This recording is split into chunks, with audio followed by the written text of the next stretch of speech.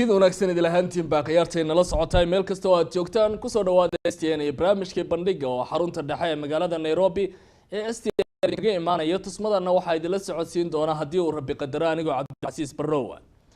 maanta magaalada Muqdisho ee caasimadda dalka waxa la filayay in baarlamaanka kulan ay ku yeeshaan iyagoo wada ajantiyaal kala duwan isla markaana dadka qaar ay si weyn indhaha uga hayeen dhinaca siyaasadda ee dalka Soomaaliya halka maanta ay marayso maalmihii ugu dambeeyay waxa jiray hadallo soo baxayo xildhibaanada qaar ay sheegayeen in ay ka keeneen mooshin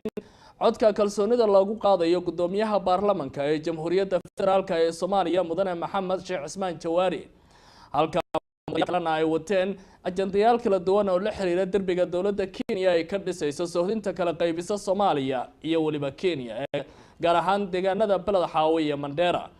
arrimahaasi waxay noqdeen in baarlamaankii maanta la filayay inuu fadhiisto ee wata ajandayaasha kala duwan aanay dhicin kadib markii la sheegay in aqalka baarlamaanka lagu arkay ciidamo hubeysan oo ka tirsan kuwa dawladda Soomaaliya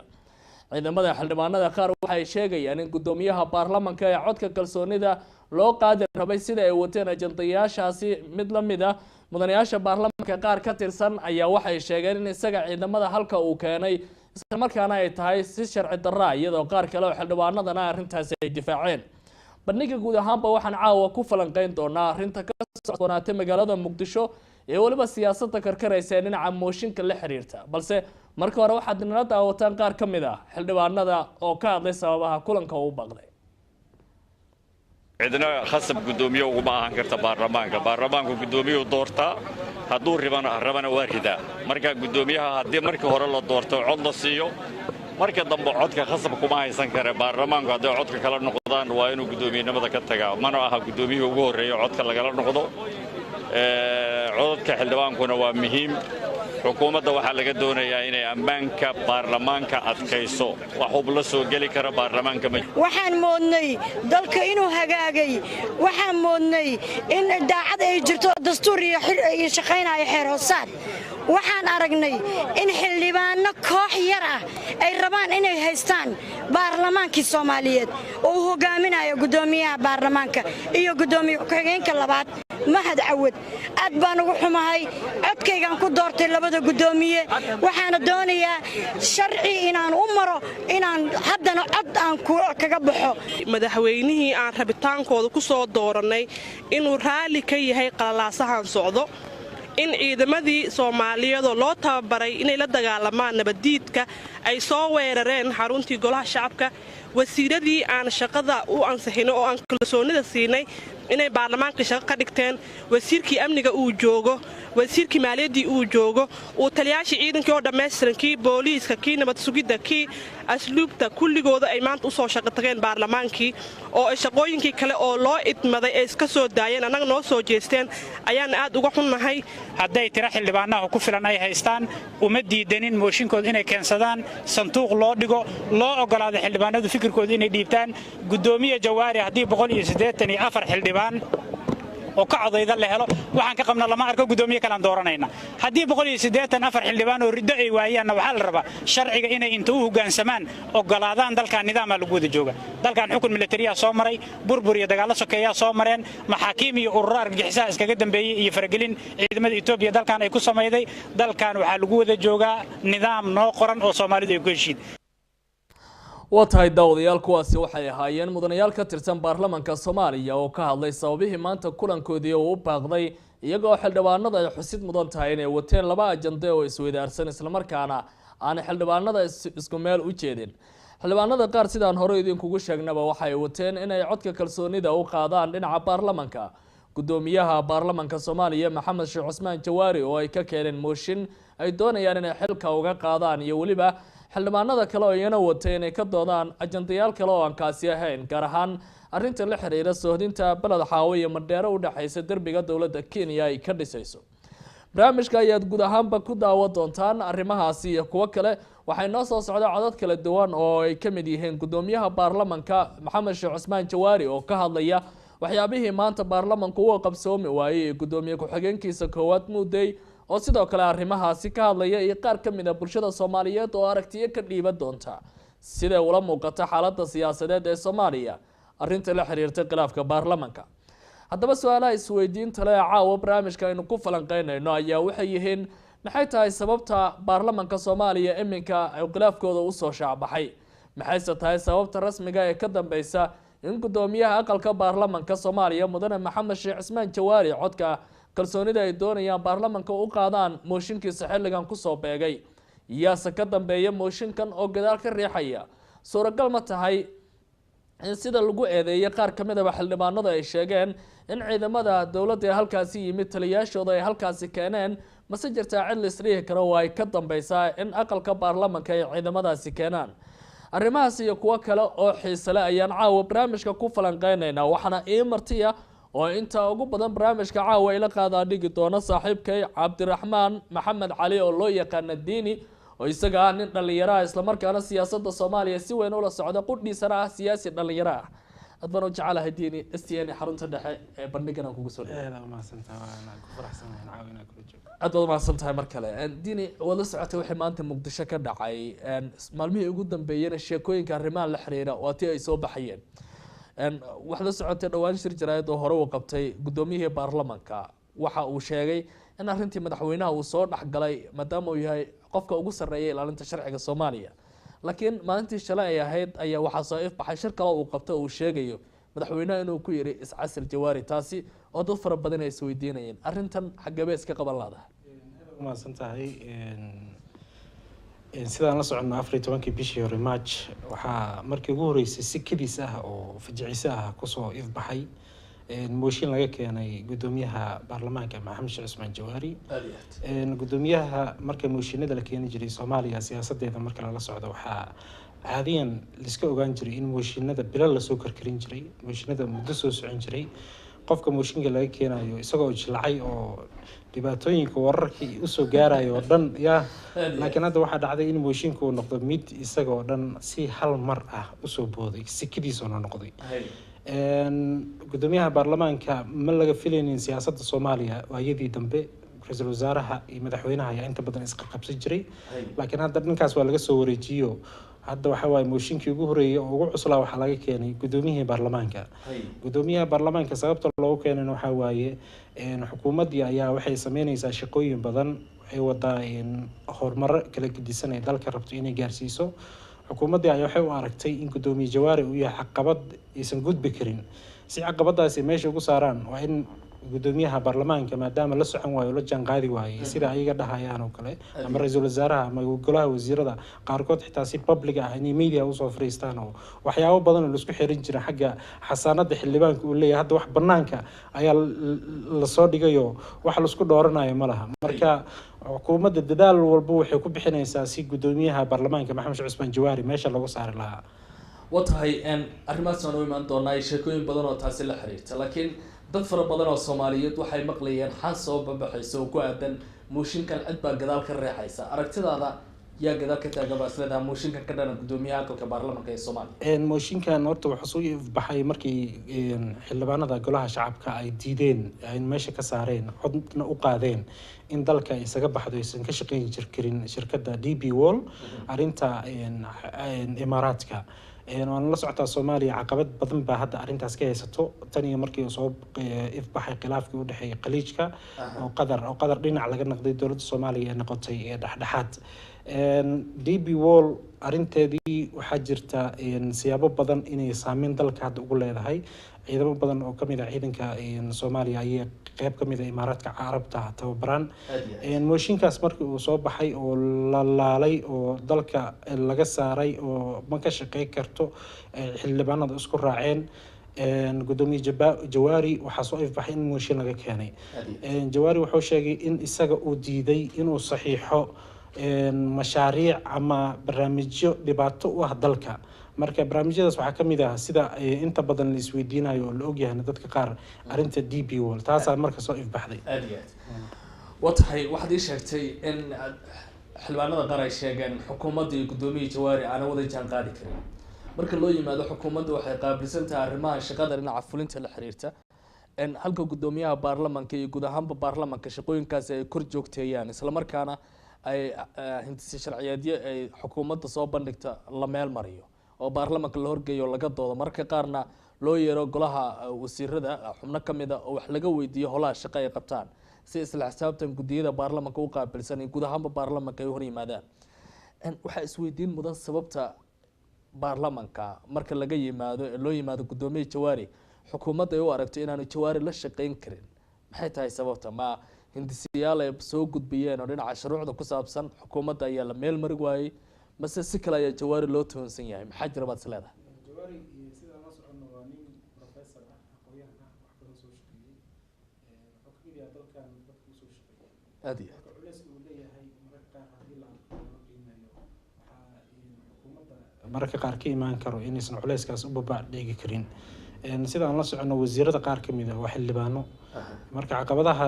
dalka haysta ay kamid tahay adigoo wasiir ah adigoo xildhibaan ah laba xasanad dushaad saaran tahay ayaa haddana waxaa u baahan tahay waxyaabaha qaar inaad sii farsameyso oo aad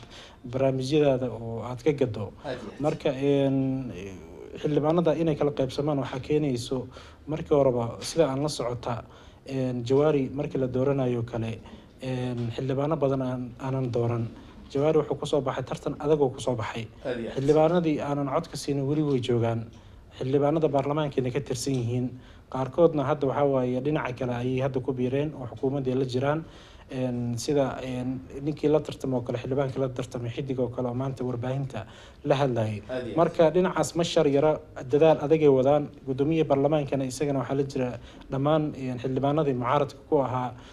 madaxweynaha iyo ra'iisul wasaaraha iyo xukuumadda uu arkayay in xaq badan uu ka maqan yahay meesha lagu dhunsiyo marka meesha waxay noqotay in kubadda cagta camal la ciyaarayo hadba koox iyo koox dagaal adag sida labada dhinac lagu wada qaaqaadayo marka arintan marka dib u fiirisana waxa waaye xildhibaanadii baarlamaanka Soomaaliya laga sugayay sharafta iyo midnimada dalka inay ka shaqeeyaan inay maanta ceeb ay tahay in baarlamaanka hortiisa inay istaagaan ee wax ay rabaan ay ku hadlaan xitaa sariigtii way ka tageen xitaa dadka waa la is ixtiraami jiray xasaanada la isku ixtiraami jiray walaaltinimo la isku ixtiraami hadda wax la isku reebanayo ma laha waa la sii fogeeyay colaad xun baa hadda ayaa la isku beeray qaarkood waxay leeyihiin waaba nolol hanjiba qataraba ku jirnaa marka siyaasadda noocaas oo kale lama arki jirin waxa meesha yaalan hadda waxa waaye koox walba waxa ay rabtaa in ayada ay go'aanka ay qaadato ee dhahdo macnaha anaga sareyno mid walba mid kale laakiin dadka qaar sidii ay aaminsan yihiin Jawaari waxa la leeyahay maamulkii hore oo dawladdan ka horeeyay iyo qayb ka ahaa gudoomiyaha hore ee baarlamaanka ahaa mar labaad buu soo noqday inkastoo labadan mas'uul ee ugu sarreeyay xilka hadda talada marka loo yimaado dhinaca fulinta xukuumadda hogaamiyaha ra'iisul wasaare Tayrki madaxweyne Maxamed Cabdullaahi Farmaajo saaxadan hogaanka marka ay ku cusub yihiin iyaga marka laga reebo madaxweynaha hore ra'iisul wasaare soo noqday haddana waxa la leeyahay Jawaari maadaama raggii hore uu ka soo laabtay kaliya waxa la isleeyahay waxyaabo kale baa lagu oranaya waxa suuragal ah in kooxo la olagahay isaga ay jiraan oo si kale wax u toonsan oo dawladdan mucaaradyo fara badan oo suuragal ah inay ka soo horjeedaan oo gabaad u noqdo taasi ma la isweydiin karaa isleedahay horta anaga Soomaaliya marka laga hadlayo siyaasadeeda waxaa kamid ah siyaasad xumadan haysato waxaa kamid ah qof dhan oo shaqeynaayo gudoomiye baarlamaan ah oo soo shaqeeyay oo hore u soo tartamay haddana tartamay cod ku yimid in la yiraahdo annagana lama jaan qaadi karo haddii ay dhacdo Soomaaliya siyaasadeeda qof walba haddii meesha laga saaro qofkii soo shaqeynayo oo mid walba mid cusub la keeno xitaa nidaamka dawliga inuu sii socdo xitaa waxyaaba qaar waxa ku imaanaya caqabadaha ku imaanayo tusaale gudoomiyaha baarlamaanka muddo soo shaqeeyay 4 sano hore dawladii Xasan Sheekh Maxamed la soo shaqeeyay haddana waa la doortay xildhibaanada waxay u doorteen inuu wadi karo sida aan la socono markii hore wax khilaaf ah ma uusan imaanin si cad ah ayay wax walba ay ku socdeen waa la dhihi karaa dib u dhacyo qaar baarlamaanka uu sameeyay oo horumaro badan laga rabay xeerar badan inay ansixiyaan waxa waaye waqti badan looma helin mar walba oo xukuumadda isbedesho ama madax cusub ay timaadane xafiiska dadka ka shaqeeya oo dhan waa la nadiifiyaa taasina waxa waaye caado xumo waaye oo siyaasad xumo waaye dadka qofka marka uu isaga hogaamiye yahay wuxuu kusoo tartabaa ajando soo qortaa nidaamkii oo dalkan ku hogaami lahaa ayuu soo qoraa waxa uu ku hogaaminayo dhanna uu ogyahay laakiin shaqaalihii hoose oo dhan haddii la yirahdo ninkan xog u qaada ninkan sir u qaada kalsooni shaqo ma jirayso taasaana keenaysa markii in gudoomiyaha baarlamaanka hadda dadka qaar ama xukuumadda ama ra'iisul wasaaraha uu arko culays uu arko sida uu jawaari maalintii shalay sheegaba waxa uu yiri madaxweynaha Soomaaliya mudane Maxamed Cabdullaahi Farmaajo waxa uu iga codsaday inaan iscasilo isagoo yiri isma casilayo sharci baynu ku kala baxayna cod baan ku yimid cod baan ku bixi karaa maadaama madaxweynaha markii uu soo dhaxgalay arintan dhaxaadin wanaagsan la filayay maxaa ku dheeda keenaba is leedahay hadallada noocaas haddii jawaari sida uu sheegaba ay sax tahay in madaxweynuhu ay ka yimaadaan hore Soomaaliya wax badan la xirin jiray howlahan oo kale markii culeysyada yimid oo kale ama imaadaan hoos baa loo dhaqi jiray laakiin hadda wax walba banaanka yaalin in gudoomiye jawaari xildhibaano badan taageersan oo waqti badan siiyay oo difaacayo marka inuu been iyo si fudud isku casilo lagama aqbalayo sababtoo hadda xildhibaanada marka la fiiriyo kale awoodaha ay leeyihiin iyo sida hadda labada dhinac loo kala yahay gudoomiyaha baarlamaanka ee is casilay si fudud isku casilay dhinaca kale ay xildhibaanada waqtiga siinaya ayaga ma qaadanayaan madaxweynaha waxa laga yaabaa inuu u arko arintaasi xal iyo fursad in dalkan oo wax badan qabanayo xukuumadda isaga uu aaminsan yahay ra'iisul wasaaraha aad uu aaminsan yahay dalkan horumar fiican inuu gaarsiinayo ayuu xukuumadda ka aaminsan yahay marka maadaama howlo badan ay socoto madaxweynaha wuxuu istusay in gudoomiye jawaari uu isaga fudud yahay oo ku qanciyo yiraahdo iscasil adigoo maasan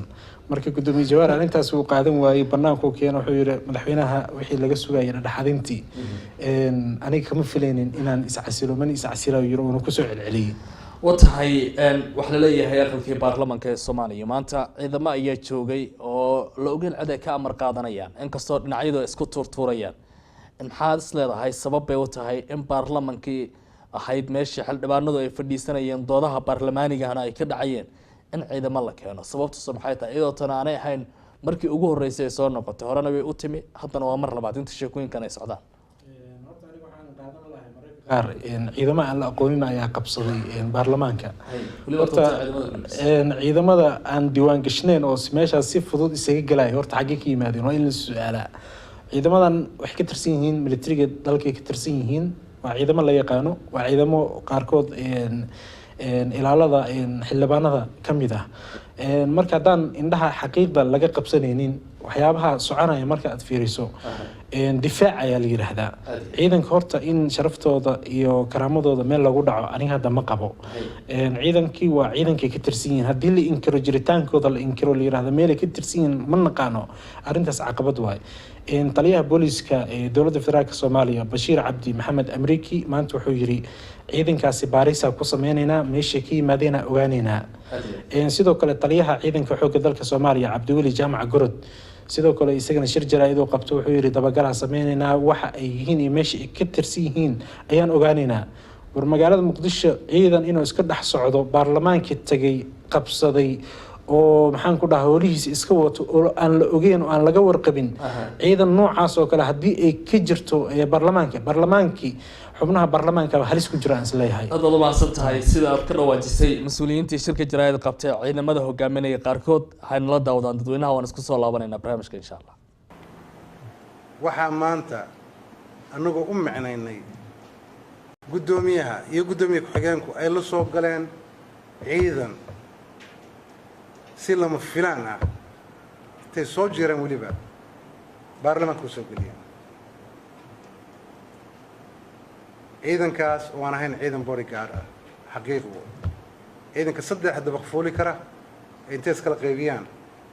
ciidan aan yarayn oo labisan dharka xoogga dalka Soomaaliya oo abaanduliya amarka qaadan waay iyo ciidan kale dhar cad ah waanu garan weynaa ciidana ka socdaanba taas waxay ahayd provocation xun waxaan rabaa inay shacabku fahmaan ummadda Soomaaliyeed ay fahanto ciidamada qalabka sida ama ciidamada amniga sugaya 20 iyo 30 iyo 40 iyo 100 uma babacdhigi waay inta aan sheegay waa hakin karaan waana qaban karaan 20 wiil la wato iyo 30 qof iyo Cabdi Bilal la socda ciidanku intaasu saraakiil idin muuqataa arkisan taliyaasha fadhiya awood looma waayeen in la xabadeeyo laakiin yey dan ugu jirtaa qorshaha Soomaaliya inuu dhinto taas waxay tahay moral obligation in la isla qaato moral inuu qofku qaato warma is it worthy war suuragal ma tahay in adiga dartaa loo dhinto in dartaa dad xabada isku dhigan Soomaaliya nidaam yar oo aad mari karto oo sahal ah oo waliba madaxaad ka tahay inaad tiraahdo xoog baan ku jiirayaa waa handadayaa waxaan malaynayaa haddii madaxdu garan weyso ilaahay anaga waana garansiiyey ciidanka waxaanu ku amray inaan hal xabad la ridin hal xabo sumcad xumada ay Soomaalidu u keenayso baarlamaankoodii waa xabad ka dhacday qof kastoo damiir leh oo shakhsiyaad leh oo muwaadiniinimo ku jirto waa dareemi karaa ceebta leedahay baarlamaankii baa la isku xabaday ciidanka amniga awooddaa ma waayen waxaan lahayn ha gartaan oo ha daayaan waa wax u baahan in la hubiyo u baahan ciidanka meesha galay dareyska militariga iyo kuwa booliiska iyo kuwa ciidamada dhan waa dad badan baa haysto shacaba ayaa haysta oo waliba qoryo inay haystaan la og yahay laakiin markii la baaro ayaa waxaa la ogaanayaa yani hay'adda ay ka tirsan yihiin sida rasmiga hadday militariga yihiin waxaan rabaa inaan idin xaqiijino gudoomiyaha baarlamaanka iyo wasiirada iyo dowladda xukuumadda qaybaheeda kala gudsan iyo dadka mas'uuliyiinta oo dhan waxa waardiyeeya muxuu ahaa ciidan militari ah waardiyey hubkii militariga ay haystaan marka ninka muxuu ahaa haysta ciidan militari haysta hadduu la galo meesha inkastoo la baarahayo hadda sababta u galay marka waxaa la ogaa inaan boliis iyo militari iyo qof qori wataa inuusan gelin ayaa la ogaa sababta uu la galayna inaysan sharciga waafaqsanayn waa la sheegay laakiin ciddii fududaysay ilaa waxaa jiray ciidamo ka kooban ciidamada noocyada kala gedisan ka kooban baa joogay ciddii marka ogolaatay in cid hub haystaa ay gasho waa la raadinayaa waana la qabanayaa sharcigaana la horkeenaya marka saasaan rabaa inaan anigu u jawaabo waa tahay daawadayaal kuwaasi waxay ahaayeen qaar ka mid a taliyayaasha ciidamada dalka Soomaaliya oo ka hadlayay arrintii la xiriirtay ciidamadii maanta galay aqalka baarlamaanka ee Soomaaliya oo la sheegay inay halkaasi ku sugnaayeen sida ay sheegeen xildhibaanada qaarna ay ku eedeeyeen qaar ka mid a mas'uuliyiinta sarsare ee baarlamaanka inay wateen laakiin su'aalaha taagan waxa ay tahay dad fara badan ay isweydiinayaan haddii arrimahan ciidanka qaar ay ku cadaato maxay tahay tallaabada xigta oo la qaadi karo ديني سؤال صديقان كويدي. سؤال حتى دي صباحا عندما بوليس كا ميليتري كا مسؤول تكتر سنسيد الله شجع هالكاسة يتجاه. تلاوة الدولة قاعدة كرتو هدي لباري صعدة ترى محيطها دولة ما حد يسرى مش الناس ككينية. أنت الله سبحانه وتعالى عبد الولي أنت جرتو دي مركز لقول لابتو كله Soomaaliya arrimaheeda mooshinka markii uu yimaado golaha baarlamaanka mooshin la keeno ama laga keeno madaxweynaha ama ra'iisul wasaaraha ama gudoomiyaha baarlamaanka hadda arrin cusub ah oo siyaasadda si fiican loogu karkarinayo mooshin markii la maqlo Soomaaliya horta shacabka Soomaaliyeed way ka argagaxaan dhibaatooyin soo socda is yiraahdaan waxyaabo badan dhacayo inta badan caqabad ayuu ku yahay horumarka soconaya ayuu istaajinayaa waxa istaagayo dhammaan wasaaradihii shaqada ay qabanayeen xafiisyadii dawladda oo dhan ayaa istaagayso ciidankii laamihiisa kala duwanaa ammaanka ay sugi lahaayeen iyo shaqooyinka ay qaban lahaayeen oo dhan ay istaagayso taliyaasha booliska iyo militariga ayaa maanta waxay qayb ka yihiin inay mooshinkan arrintiisa ka hadlaan wasiirkii amniga wasiirka gaashaandhigga dowladda federaalka Soomaaliya labadaba waa xildhibaano ka tirsan dowladda federaalka Soomaaliya haddana waxay qayb ka yihiin mooshinka ay karkarinayaan marka ciidankan waa ciidan la yaqaano waxba yaala iska indha tirin xaqiiqda jirto waa ciidan lambar leh waa ciidan talis ay macnaha hoos tagaan waa ciidan maxaan ku dhahaa wax ay ka tirsan yihiin waxaas oo dhan marka aad fiiriso waa ciidan meesha tagay oo la yaqaano marka dowladda federaalka Soomaaliya taliyaasheeda booliska iyo maxaan ku dhahaa ciidanka xoogga dalka Soomaaliya maanta in ciidankooda ayaga ay u talinayeen oo ay madax u ahaayeen maanta in yiraahdaan ciidanka meesha tagay ma naqaan waa baarina horta nasiib darro ciidanka haysta waaye marka dhinaca kale la fiiriyana waxaa waaye ciidankii markii magaalada muqdisho xalay ilaa isaaki oo dhan wadooyinka u xirnaayeen wadooyinka markay xiran yihiin oo dhan waxaa jira taliyaal qaabilsan in wadooyinkaasi dadka marayo oo dhan ay soo jeekin garayaan oo lasoo hubiyo taliyaashaas qaabilsan wadooyinkaas oo howlahaas oo dhan ammaanka mas-uuliyadda xildhibaanada Soomaaliya oo dhan ay qaadeen see ku soo daayeen ciidan aysan aqoonin oo tootihii dowladda wato qorihii dowladda wato ciidankii dowladda wato marka arintan marka dib loo fiiriyo waxa waaye dadka shacabka Soomaaliyeed horumarkii iyo midnimadii iyo maxaan ku dhahay shaqooyinkii dowladda ay ka sugayeen ayaa jahwareyn lagu sameynaa markaad fiiriso laakiin sida ciidamadan iyo howlgallada ay qaadeen dad fara badan waxay isweydiinayaan maxaa qasbaya baarlaman doodaya laba ajanta kala sita iyaga cod ku kala bixi kara kuraas kumid oo isku meel ku taalana friisan jiray in ciidamo loo kala adeegsado dhibaatooyinka keenaya maxay tahay oo 20 maalmood ka badan hadda la isku haayo qof walba hadii xalka la weydiiyo si fudud ugu jawaabi karaa aniga waxaan ugu jawaabayaa gudoomiyaha baarlamaanka mooshin waa laga keeni karaa xildhibaanadii horey u diiday oo san dooran baarlamaanka Soomaaliya ku jiraan horta waa in la soconaa taas haddii ay jiraan 184 xildhibaan oo codka kalsoonida kala laaban karto gudoomiye Jawaari waa inay yimaadaan baarlamaanka haddaysan jirin waa inay iska daayaan oo isqabqabsiga iyo shuruucda kale iyo meelaha kale iyo xeer hoosaadka iyo maxaan ku dhahaa qaarkood hadda waa la jibinaa leeyahay waxaanaas in iska daayayd sidaan la socono gudoomiye Jawaari sida madaxweynaha lagu doortay ayaa isagana sidaas oo kale lagu doortay codkiisa qaabka lagu ridaay gacan taag ma noqonayo marka hadda xildhibaanada qaar waxay leeyihiin gudoomiyaha koowaad ee baarlamaanka Cabdiweli Sheekh Ibrahim Mudey wuxuu rabaa xeer hoosaadkii u degsanaa dalka gaar ahaan baarlamaanka in wax laga bedelo oo hadii la tuurayo codka laga qaadayo kalsoonida laga laabanayo gudoomiye Jawaari la yiraahdo codka gacan taag ha laga dhigo iyagoo ka cabsanayaan xildhibaanada qaar inay hadhowtay halkaas caqabad ugu timaado ammaankooda nafsad ahaan xitaa u baqaayo ayay qaarkood ilaaladooda soo wateen gudoomiye Jawaari ilaaladiisa watay gudoomiye ku-xigeenka labaad Mahad Cabdulla Caawadna sidoo kale ciidamadiisa ilaaladiisa watay tiradan kale la sheegayo oo intaas oo boqol qabsatay wali xaqiijin rasmi ah ma jirto baarlamaankana ciidana markii hore joogay ciidankan muddo isbuuca waa isku haystay waa la socotay madaxweynaha iyo golaha xukuumadda iyo ra'iisul wasaaraha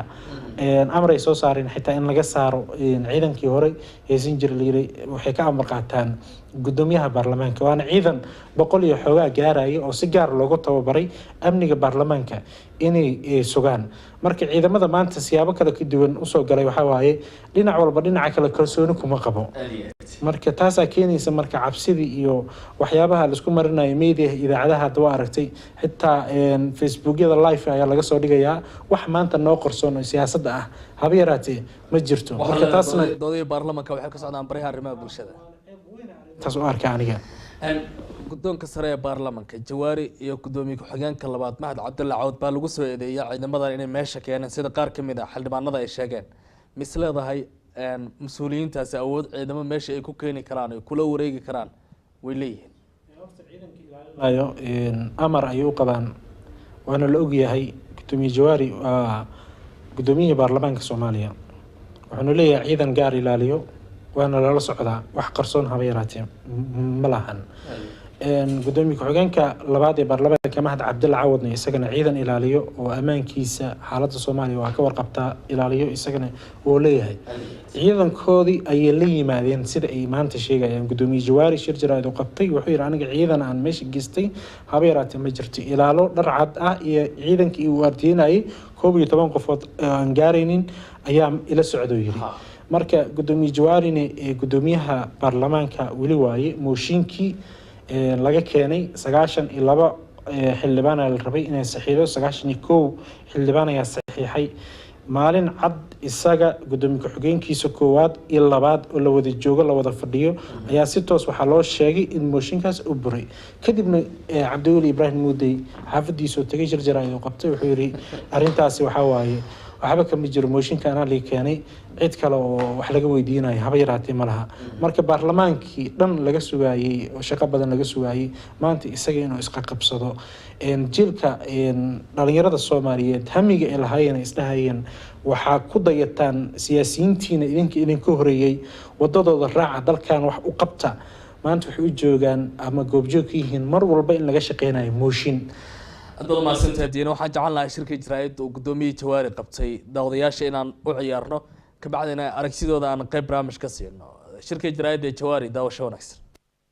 بسم الله الرحمن الرحيم الحمد لله رب العالمين والصلاة والسلام على النبي صلى الله عليه وسلم وعلى آله وصحبه وسلم تسليما وصلوات الله وسلامه على الأنبياء والمرسلين وعباد الله الصالحين أجمعين ومن تبعهم بإحسان إلى يوم الدين السلام عليكم ورحمة الله وبركاته waxaan salaamayaa dhammaan xildhibaanada golaha shacabka iyo shacbiga Soomaaliyeed meel kasta ay joogaan qaybihiisa kala duwan oo beeraley xoololey xataa qaybaha kala duwan ee bulshada ay ka dhisantahay ka samaysan tahay waan salaamayaa salaanka bacdi waxaan rabaa horaan inaan idinka shacbiga aan u cudur daarto anigu ma ahayn qof oo miidiyada ku dhex badan oo ama ka hadalkeeda ama qalabkan ayaamahan baraha bulshadeed iyo wax ka galgala ma aanan ahayn hase yeeshee waxaa iqasbay duruufaha ayaamaan haddii mar walba aad aragtaan wax kale ma aha ujeedada waajibaadkaygan ka hoos marayaa haddii aanan idinla socodsiin dhabta jirta ayaamahan duruufaha gaarka ah golihiina shacbiga matalayay duruufaha uu ku jiro awgeed inaan mar walba wixii dhab ah jira aan idin soo gaarsiiyo waa waajib isaaran maadaama ay ammaano nagu tahay hogaaminta golihiina oo codkiina aan ku hadlayno saa daraaddeed baan soo noqoshada badatay wax ka cudur daarana haddii aan idinku badbatay waana ujeedada oo dhanna waxay tahay in aan dhabta jirta aan idin sheego waxaan idin xusuusinayaa in warqad xafiiska guddoonka soo baxday bishii 30keedii qodobka waxaan dhammaan taliyayaasha ciidamada qalabka sida aan ku wargelinay una sheegnay xusuusinay aan iraahdo qodobka 127 ee dastuurka oo faraya in ciidamada qalabka sida ay ahaadaan dhexdhexaad aysan marna ku milmin garab siyaasadeed ama dhinac kale ayna u janjeersanin ayaa dhab ahayd oo yani dhab jirta way aan u sheegnay oo mar walba inay u adeegaan danta guud ee dalka ayagoo ilaalinaya dastuurka iyo shuruucda yani xilkaas waa xil dastuuri ah oo ay mar walbana ku shaqeeyaan marka ay ku adeegayaan ama ay ka howlgalayaan golaha shacabkana inay u hoggaansamaan dastuurka iyo xeer hoosaadka golaha shacbiga uu ku dhaqmo saa daraaddeed ayaa magaciisii xusuusintaasi maalintaa dhaweyd aan sameynay waxaa jirtay in xalay aan la shiray taliyayaasha ciidamada qalabka sida taliyaha booliska taliyaha asluubta iyo taliya xigeenka nabad sugidda iyo abaanduulaha xoogga dalka oo aan haddana mar labaad sii xusuusiyey in arrimaha ay ku socdeen inay maanta ka howlgalaan inaan dhabta ka jirta aan u sheegay ayaan si fiican ugu sii fasiray una xusuusiyey in ay dhexdhexaad ka aadaan garab siyaasadeedna ayna gelin kadeed kastoo u yimaada qofkii ayaga amar ay ka qaadanayaan ay u sheegaan wixii sharciga ah waxay fulin karaan waxayna fulin karin hase yeeshee meeshii ka baxeen dibna iguma soo noqon hawshooda halkiisay ka wateen saaka markaan meesha oo aan tegey aniga iyo gudoomiye ku-xigeenka wada soconay iyo kaaliyaashayda oo xogayntayda ayaa ila socdeen iyo dhowr qofood oo ilaalada haddii la ku ron yahay ilaalada guddoonka ah 11 qofood oo dharcad ah waxaan lagu joojiyey raadi muqdisho waxaa la yidhi halkan ma dhaafaysid jidkaa meesha lagu joojiyey waan weydiinay war golahayga shacbigaan u socdaa yaa amarka idin siiyey inaan marka sidaan u galayn iyo halgalay wasiirka amnigaana siiyey oo saxiixana ka aamushay marka arrimaha waxaa weeye golihii shacbiga oo annaka aan gelitaankiisa rabnay baa haddana sida loo galaayo amar bixintii aan xusuusiyey qofkana dhahayna waa nin generaal ah marka arrimahaas nasiib darro weeyaan in markaa lagu kaco waxaa kaloo intaa dheer in maragtaa kumaanku ciidan ah lagu soo daadsiyo magaalada iyo golaha shacabka oo shacbiga dhan u jeeday dadka dhan u jeeday waxaa nasiib darro ah haddan in la yidhaahdo golihii shacbiga gudoomiyihii golaha shacabka ayaa wuxuu qabsaday golihii shacabka oo hadda allah والنبي عليكم ما كوي toban qofood oo askari baan ku qabsan karaa golaha shacabka marka arintaasi waxa weeye say u muuqato waxyaabo kala loola danbeeyahay dhaftaas inaad ogaataan waa laga maarmaan waxa kaloo dhacday in maragta qodobka 38aad ee heer hoosaadka wuxuu si qeexan u sheegayaa in qof askari ah aan soo geli karin ciidan ah aan soo geli karin golaha gudihiisa ayadoo amar aan laga haysanin hab dhowraha oo u xilsaaran asoo ku shaqeynaya amarka gudoomiyaha hab dhowraha u xilsaaran qofka soo galaya marka loo baahan yahay inuu soo gal yiraahdo hase yeeshee markaan meesha galay waxaan ugu tagay meesha oo magaciisa kontomey lixdamey wax ka badan oo ciidan ah oo golaha gudaha meesha xildhibaanada ku jiro oo haddana xeyndaabyo samaysanayo oo meesha ku howlay arrintaas waa arrin aan loo qaadan karin anu laftirkii xataa ciidanka guddoonka aniga ila socda xataa oo dharcadka ah iyo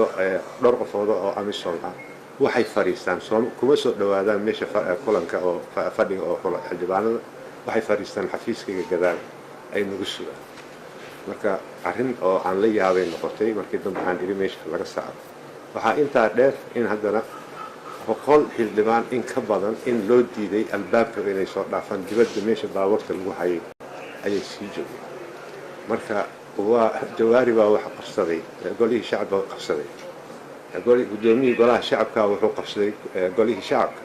waxay la mid tahay madaxweynaha madaxtooyada qabsaday oo kale marka waxaan wax lagu qoslo waayo wax lagu hadlo ma aha waxaan aad iyo aad uga xumahay wararka noocaas oo kale oo la bixiyo iyo kumaankunkaas oo ciidan oo loo soo bixiyay dhowr xildhibaan oo shiraysa loo soo bixiyo oo haddana dabaabaadkoodii waxooda dhan wataan in la yidhahdo golaha shacabka ayaa gudoomiye qabsaday ama markii dadkaasi oo loo baahdo markii cadowbaa lala diriraa la yidhahdo kumaankunkaasi meesha aan ku arkayn xalay ilaa maanta aan la helayn waa nasiib daro taa iyadana ah marka sidaa daraaddeed waxaan shacbiga ku wargelinayaa ma jiraan wax oo markaa ma jiro wax oo waxyaabaha ay maqleen iyo wax lala diriray iyo qof oo ciidan oo gacan qaaday wax ma dhicin alxamdulilah waxyaabaha hadda meelaha lagu soo qoray iyo sharootooyinka la soo dhadhijiyay meeshii ay ka dhacday annaka meel waxaan ka naqaano maaha intaasoo dhan waa masabid waxa loola jeedana waa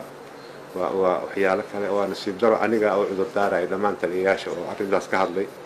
waayo culays xoog leh baa saaran marka ha loo naxariiso wax kastoo ay maalmahan ku dhacaan insha allah waa walaalo fiican waan aqaanaa aqoon fiican bay leeyihiin waan ogahay sharciga inay yaqaanaan laakiin duruufo iyo culaysyo badan oo kadeed ku haya ayaa jira marka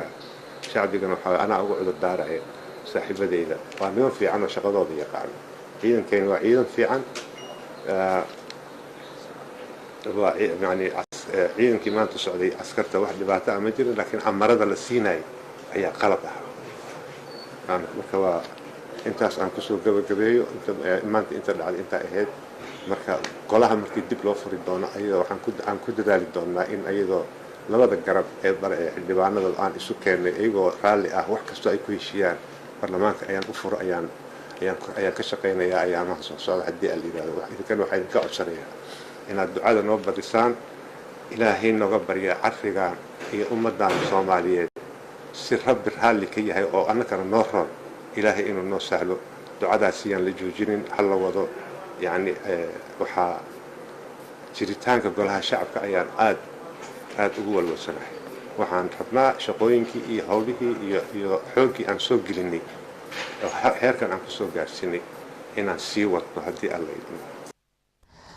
watahay dawdayaalkaasi waxa uu ahaa gudoomiyaha aqalka baarlamaanka maxamed sheekh cismaan jawaari oo shir jiraad ku qabtay magaalada muqdisho isla markaana ka jawaabayay qaar ka mid ah xildhibaanada baarlamaanka eedeyn ugu yimid oo ku aadanayd inuu la wareegay isaga ciidamo ay wateen aqalka baarlamaanka ee dalka oo maanta la filayay in fadhi ay ku yeeshaan baarlamaanka diinoodu jeeday shirki jiraad gudoomiyaha baarlamaankana waa uu hadlay waxa uu sheegay inaanu jirin ciidan isaga wato oo baarlamaanka la wareegay isla markaana uu jiray amar ka soo baxay wasaaradii ammaanka oo wasiirka ammaanka islaaw oo amarkaa bixiyay sida uu tilmaamay islaawna uu ka mid yahay buu yidhi xildhibaanada baarlamaanka ee mooshinkan saxiixay arrimaha xaggee bay iska qabanayeen yaase eedda qaadan kara gudoomiye jawaari waa gudoomiyaha baarlamaanka hadii la yiraahdo ilaalamo wadan karo ciidan ilaaliyo baarlamaanka ma la imaan karo gurigiisa iyo baarlamaanka masaafo dhan ayaa u dhexeyso sidii shacabka kale inuu usoo lugeeyo horta waxaa waaye arrintaas sharaf ku dhac ayay ku tahay qaybta amniga gaar ahaan wasiirka amniga arrintan socoto dhexdhexaadka ma aha waa xildhibaan waa wasiirka amniga dowladda federaalk Soomaaliya isaga ayaana inta badan amarka bixiyo marka laga hadlayo wasaaradda amniga sidoo kale data sida aan sheegay wasiirka gaashaandhigga sidoo kale dadka inta badan oo xildhibaanada golaha wasiirada iyo ra'iisul wasaaraha ay isku tiim yihiin oo barnaamijka mooshinka dadka karkaranayo ayuu ka mid yahay marka hadii la yiraahdo gudoomiye Jawaari ayaa wuxuu qabsaday oo ciidan ku qabsaday golihii baarlamaanka arrintaas culeyskeeda leedahay cadeynan la iska rabaa ciidankan haddaysan ciidan dowladda federaalka ka tirsan ahayn military ka tirsan ahayn booliska ka tirsan ama asluubta ama nabad sugidda aysan ahayn waxaa la iska sugayaa horta cadeynan la iska sugayaa kow ciidanka sharaftooda meel baa lagu dhacay magaca ciidanka waa lagu ciyaaray ciidan kale oo la aamini karo maba jiri doonaan isleeyahay haddiiba gudoomiyihii baarlamaanka hadda weli xilka lagama qaadin ciidanku uu wata leeyahay ciidan aan naqaano malaha dabagalan ku sameynayna marka wax la qabsanayo sida aan la socono waa wax badan in laga fikira ay u baahan tahay ciidanka tiknika badan inay meesha keensadaan gudoomiyaha baarlamaanka in howshaasi xitaa isaga oo wax badan ka ogyahay waxaasan hadda aysan jirin oo wararka arrimaha bulshada ama waxaan ku dhahaa media la siinayo ee la rabo dadkii lagu jahwareeriyo ay qayb ka tahay baarlamaanka waa la qabsaday ciidan baa qabsaday waxaasna waxay ku cadeynaysaa dowladda federaalka madaxdeeda ugu sareysay hadda waxay isku reebanayaan malaha ixtiraam ma jiro xasaanad la isku dhooraayo ma jiro madaxweynihii ugu sareeyay qaranka ee la rabay dastuurkii sharciga ninka ilaalinaya isagoo ah oo qodobo dastuuri ah xaq u siinaya arrintaasi ayaa maalin cad wuxuu gudoomiyaha baarlamaanka ku yiri waa inay iscashisaa marka arrimahaasina marka aad fiiriso waxaa waaye awood badan aysan Soomaaliya ogeen ayaa jirta marka culeyskan si fudud lagu xalin karaa marka xal lama rabo halkeeda oo iman doona laakiin waxaan jecelahay inaan ku weydiiyo gudoomiye ku-xigeenka koowaad iyo kan labaad ee Jawaari ku xiga laba qaab bay u kala socdaan marka gudoomiyaha mooshinka laga wada ee koowaad ee gudoomiyaha baarlamaanka laga yimaado gudoomiye ku-xigeenka labaad Cawad waxa uu la socdaa gudoomiyihii baarlamaanka oo la aragti u jeeda yahay halka Cabdiweli Sheekh Muudeyna arrintaasi uu si ka duwan u arko leeyahay mooshinka aniga la ii keenaya aniga ah ku sameeyay gudoomiyaha baarlamaanka ee Soomaaliya maadaama gudoomiyihii ay ku socdaan mooshinno arrimahaas ku dheeda sidee baa loo fasiri karaa sidee bayna xusqadaan xildhibaanada baarlamaanka horta jahwareer baa haysto taleefanadooda waxa ku soo dhacaya laba message ama laba fariin oo kala duwan mar walba soo dhacayso gudoomiyaha Cabdiweli Sheekh Ibraahim Muudey gudoomiye ku-xigeenka koowaad ee baarlamaanka wuxuu soo dirayaa qoraal ah in wargelin Brito la qabanayo mooshin ku aadan arinta gudoomiye Jawaari sida xalay waxa kadibna waxaa soo dhacay fariin kale oo wargelin xildhibaanada lagu wargelinayo Brito in la qabanayo arinta xuduudda Soomaaliya iyo Kenya arinta balad xawo arinta ka taagan marka baarlamaanka dhexdooda waxaad moodaa in waxa ka socdo loolan adaga ka socdo gudoomiye Jawaari iyo Mahad Cabdalla Cawad hal dhinac mareen waana isku fikir inta badan howlaha ay wadaan hal meel ay u socdaan gudoomiyaha Cabdiweli Ibraahim Muudeyna dhinacu noqday markii hore isku fikir ay ahaayeen laakiin maalintii shirka jaraa'id ay wada qabteen oo gurigiisa tagay oo ka hadlay yiri ana leekeena mooshinka ana gacanta ku hayo gudoomiye Jawaari mooshin baa laga keenay ma hadli karo maalintaas wixii ka dambeeyay wuxuu u janjeera dhanka xukuumadda xafiiska ra'iisul wasaaraha inta badan markii aad la sheekaysato dadka ka shaqeeya xitaa waxay ku sheegayaan hawshaani inay tahay hawl la og yahay oo xaaladeeda iyo meesha ku socoto dhan talaabo loola socdo waa tahay bal Cabdiweli Sheekh Ibraahim Muudey gudoomiye ku-xigeenka koowaad ee baarlamaankaasna wuxuu ka yiri baarlamaankii baaqday maanta kulankiisii isla markaana xaaladan taagan aragtida uu ka cabiray shirka raayada uu qabtay daawasho wanaagsan dhacdadii foosha xumeed ee maanta ka dhacday golaha shacabka oo ay u geystaan gudoomiyihii mooshinka laga keenay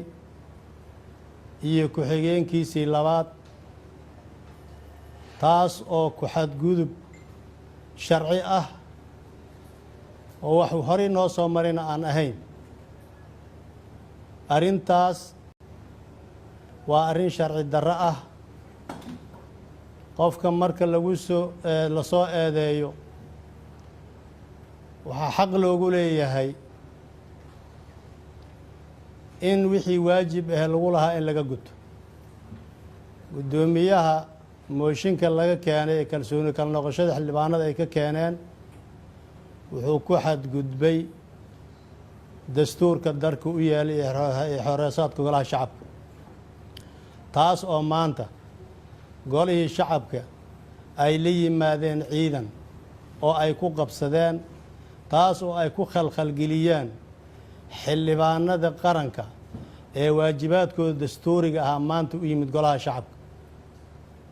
ayaga oo diidan inay u hoggaansamaan sharciga noo degsan. sharcii cid ka weyna ma laha. arrintaas waxaan leeyahay waa arrin fool xun. waxaan rabaa inaan u sheego shacabka Soomaaliyeed in aan ka xunnahay arrinta iyada ah. qof mas-uuliyad sheeganaya oo diidan sharciga asaga uu wax ku ahaa, diidan in la fuliyo. waxaan u sheegayaa shacabka Soomaaliyeed inay ogaadaan wixii horey loo sheegi jiray oo la dhihi jiray sharciga la diidan yahay. maanta waxaad ogtihiin in sharciga uu diidan yahay, in loo hoggaansamana uu diidan yahay, uunu ka xadgudbay sharciga noo degsan. waxaan u sheegayaa beesha caalamka inay ogaadaan ku xadgudubka sharci darrada ah maanta uu sameeyey guddoomiyaha laga keenay kalsooni kala noqosho ee xildhibaanada ay ka keeneen iyo guddoomiye ku-xigeenkiisa labaad. waa tahay diini sida kuu muuqatay cabduuli muddo shirka jaraa'id oo qabto waxaa u badnaa dhaliilo u jeedinayay guddoomiyaha baarlamaanka ee ku-xigeenka labaad. welina waxa uu leeyahay mooshinka ka dhanka ahaa guddoomiyihii baarlamaanka waa in la fuliyaa, anigaana guddoomiyihii ku-meel gaarka ee baarlamaanka ah. haddiiba dhaliil uu jeedinaya mooshinka ka dhanka ah guddoomiyaha baarlamaanka ee xildhibaanada qaar doonayaan mudday dhexdhexaad ma ka noqon kara aragtida? sidaan la socno horta mudday waa garab waaye, waa la ogyahay wax oo hadda qarsoon siyaasadda dalkani ma jirto. mudday guddoomiyihiisa kasoo horjeedaa oo ay isla shaqeynayeen oo muddo badan howsha isla soo wadeen. waa maanta ninka dhahayo guddoomiyaha wuxuu wada waa sharci darro dastuurka ku tumanaya. mudday warkaas marka uu leeyahay wuxuu ogyahay wax badan oo ka dambeeyo oo difaac badan buu haystaa. marka iskama dhahay keligiis ma dhahay, warkaasi meelo badan oo ka imaanaya ama ha ahaato xukuumadda oo ay ka go-an tahay wax walbo inay sameyso in jawaari meesha laga saaro. marka shacabka Soomaaliyeed horta mid waa inay caawa ogaadaan xukuumadda arrintaani ma sahalsanayso. arrintan waa mid ay ka go-an tahay in guddoomiye jawaari meesha uu ka baxo. sababtan waxaan taas ku leeyahay madaxweynihii Soomaaliya waxaa laga sugayaa dhexdhexaadin inuu sameeyo. dhexdhexaadin marka laga hadlayo kale labada qof ama labada dhinac waa in la isku keenaa, labada hadal siiyaa, dad arrintaasi dhexdhexaad ka noqonayo garta la galayo, xitaa qof dhexdhexaad ka ah oo labada dhinac ka kulsoon yihiin inuu noqdaa. madaxweynihii Soomaaliya ayaa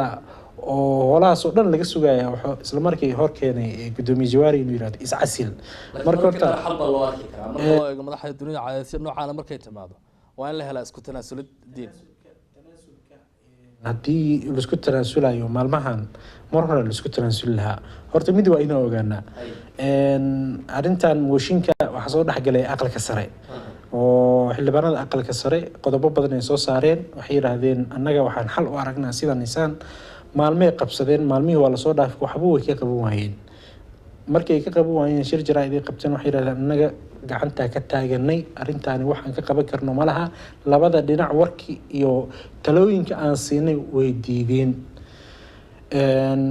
waxaa la balansanaa sabtidii hadda lasoo dhaafay oo 31 bishii ahayd in xildhibaanada isugu yimaadaan golaha shacabka. sidoo kale waxaa jira 2 fariin oo masaajyo kala duwan ee halkaasi xildhibaanada ay ajendayaal ay ka warqabeen. habeenkii 3 saac wixii ka dambeeyay madaxweynihii Soomaaliya soo fariistay wuxuu yiri aniga hal igu warsugo aniga arrintan dhexgalayo shacabka Soomaaliyeed iyo siyaasiyiinta hamiya galay waxay yiraahdeen war madaxweynihii maanta oo soo kacay in badan oo aamusnaa warkiisa maanta uu cad yahay xal oo keenay diin aad u maadsantahay oo ku soo laaban doona maadaama dadkeena daawanayaan oo ay fursad taleefanada ay nagala qayb qaataan sabab la xiriira barnaamijka oo ahaa mid xasaasi caawa waxaan jecelahay bal qaar kamid ah dadka ku nool xaafadda Islii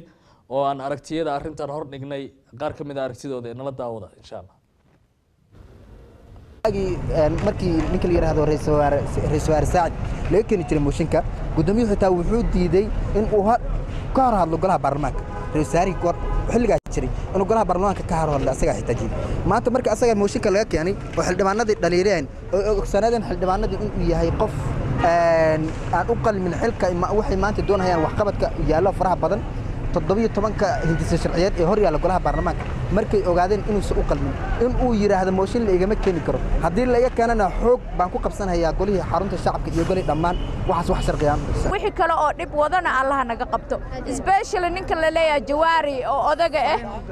odagaas oday weyn waaye meel ha iska fariisto ha iska joogo dadka uu dhibaayo iyo maxal dhahay us arqaladeenta uu ku wada dawladeena hadda noo soo kacday ha nooga qaado faraha please and please waxa way mooshidadan ay nagu wareeriyeen adeero dalkeena waa imaan laanahay dalka waxaan imaan laanahay waxa way mooshidadan faraha badan support president Farmaajo bismillaahir rahmaanir rahiim siyaasadda Soomaaliya waxaan arkaa maanta in mooshinka laga keenay Jawaari laakiin Jawaari inuu saxan yahay oo dad kale ay qalad ku wadaan nimanka kale oo hadda weerar ku hayana ay hoggaam kaxeed soo dahay yihiin aan arkaani marka arinta jirta waxay tahay aad baan u daleecaynayna muslimada taqaana aan uga soo horjeedna fikradda qaldan oo ku dhaqaqa Jawaahiri shacab baa shalay soo doortay oo shacabkii Soomaaliyeed maantuna iyagu haday ma taqaana go'aansadeen inuu xilka ka dego inuu ka degaa aniga midda koobaad ee koow ka hadlaya waxay tahay Jawaari inuu iska tago ayaan horta midda koobaad ka hadlayaa Jawaari waa ku fashilmay waxbana waa wadi waayay marka taasi uu ku fashilan yahay Jawaari waxaan leeyahay adeer waqtigaadii waa dhacay isku hooyo oo gurigaadii aad ku laaban Norway Soomaali waxba kaaga ma yaal hadee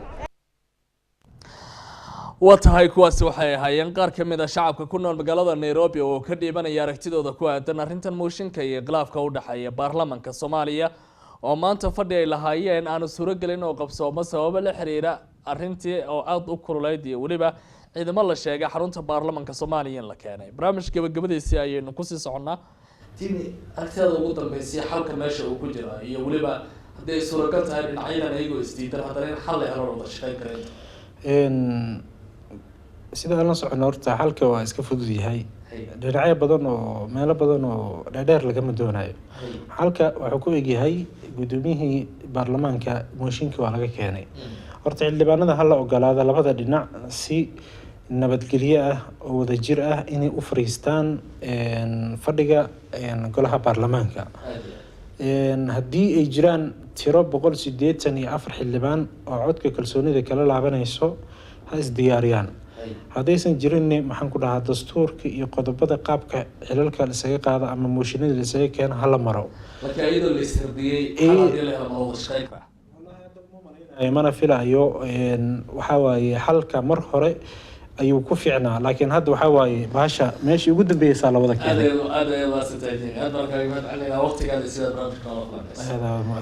akhaartii nala socotay guud ahaanba intaasi waxaa ku dhan barnaamijkii bandhiga waxaa marti ahaa Cabdiraxmaan Maxamed Cali Diini oo isaga siyaasi dhalinyaro ah oo Soomaaliyeed isla markaana xaaladda dalka Soomaaliya si weyn ula socday barnaamijka waxaanu ku soo qaadanaynaa arrintii la xiriirta khilaafka baarlamaanka anigoo barrow ayaa barnaamijka la socodsiinaya soo saaristana si wada jira waxay ahaayeen Xuseen Sheena iyo waliba Cukaash Sheekh Maxamed tan iyo kulanti dambe Soomaaliya nabad